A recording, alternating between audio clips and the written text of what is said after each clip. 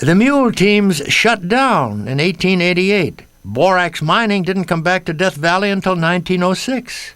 This time, the Pacific Coast Borax Company built a railroad to haul out the ore.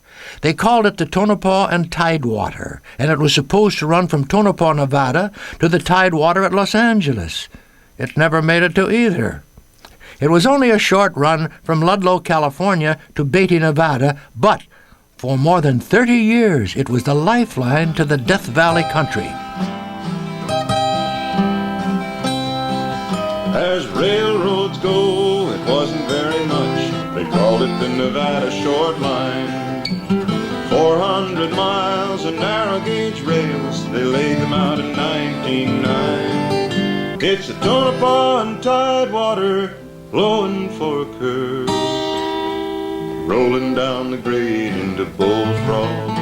We'd all run when it was time for the train. Everybody in town would go over and say, "Here she comes," you know, and then this train would come. And we'd put pennies on the track, which we were forbidden to do. And the train would run over them and flatten them. Marvelous. It was the biggest monster I ever saw in my life. And we would see it coming from way down the railroad track. And we would stand out there and watch. And then, of course, my mother and Aunt Still and everybody would run and grab us and get us back away from because sometimes steam shot out the sides of it.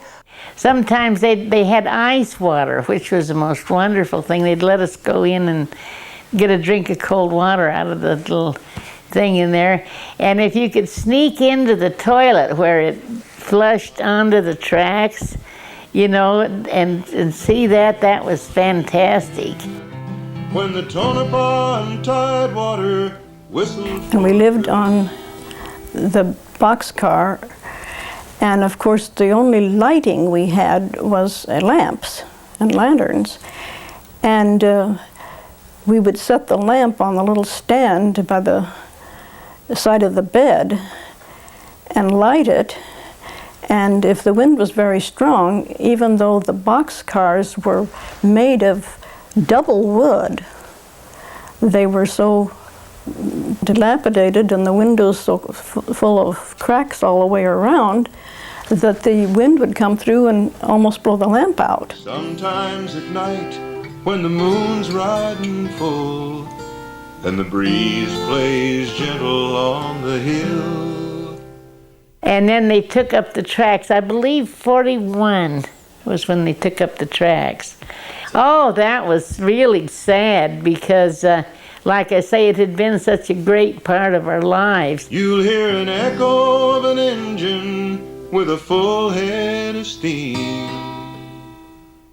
I always felt that I just cherished the Tonopah and Tidewater because railroads were, I think, more than any other single thing in the western part of the United States. They brought civilization to the people. Trying to raise the ghosts out of Bullfrog.